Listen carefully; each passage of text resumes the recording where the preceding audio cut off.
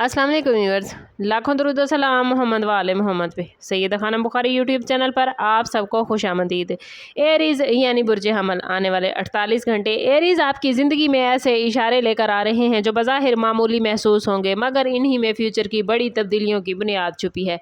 काफ़ी अरसे से जिन मामलात में रुकावट, बेयकीनी या इंतज़ार का सामना था, वो अचानक एक्टिव होने के मामलात बनते नज़र आते हैं। मुमकिन है कोई शख्स दोबारा से रब्ता करे जिससे आपने उम्मीद छोड़ दी थी, या कोई ऐसी खबर मिले जो आपकी सोच का रुख बदल दे।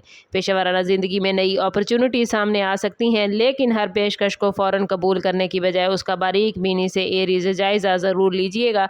माली मामलात में गैर ज़रूरी अखराजात से बचने की ज़रूरत होगी, क्योंकि जल्दबाजी बाद में पशेमानी का बाइस बन सकती है। ख़ानदानी माहौल में भी बेहतरी के आसार नज़र आते हैं, ख़ास तौर पर अगर गुज़श्ता दिनों किसी गलतफहमी ने रिलेशनशिप में फासले पैदा कर दिए थे, तो आपके अंदर एतमाद की नई लहर आने वाले 48 घंटों में पैदा होती नज़र आती है। लेकिन यही एतमाद अगर गरूर में बदल गया तो फ़ायदे की बजाय नुकसान का बाइस बन सकता है। इस टाइम पीरियड में सब्र, पॉजिटिव सोच और नरम गुफ्तगू आपके लिए कामयाबी के दरवाजे खोलेगी, जबकि जज्बाती फ़ैसलों से गुरेज करना अक्लमंदी होगी।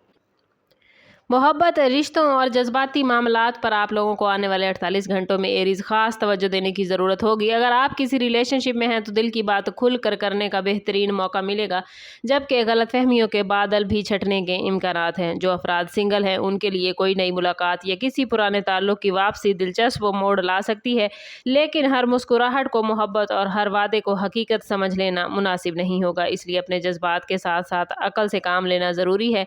घरेलू मामलात में बुजुर्गों की दुआ और मशवरा आपके लिए फ़ायदेमंद साबित होगा। अगर किसी करीबी फ़र्द के साथ एरीज़ इख्तलाफ चल रहा है तो पहल करने में हिचकिचाहट ना दिखाएं, क्योंकि यही कदम रिलेशनशिप को पहले से ज़्यादा मजबूत बनाएगा। हेल्थ के हवाले से भी अपने जिस्म के इशारों को नज़रअंदाज न करें। थकन, बेख्वाबी या जहनी दबाव को मामूली समझने की बजाय आराम और मतवाज़न ग़िज़ा को तरजीह दें।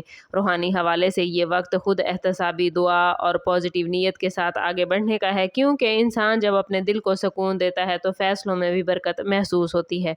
ये मुख्तसर मगर असर अंगेज़ वक्त एरीज़ आपके लिए नई राहें, नए फैसले और नई उम्मीदों का मैसेज लेकर आया है।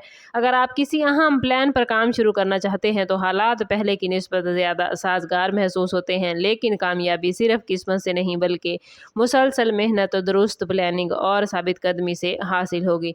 बिजनेस से वाबस्ता अफराद को किसी नए मुआहदे या फ़ायदेमंद पेशकश का इम्कान मिल सकता है, जबकि जॉब करने वाले अफराद अपनी कारकर्दगी के ज़रिए आला अफसरान की तवज्जो हासिल कर पाएंगे।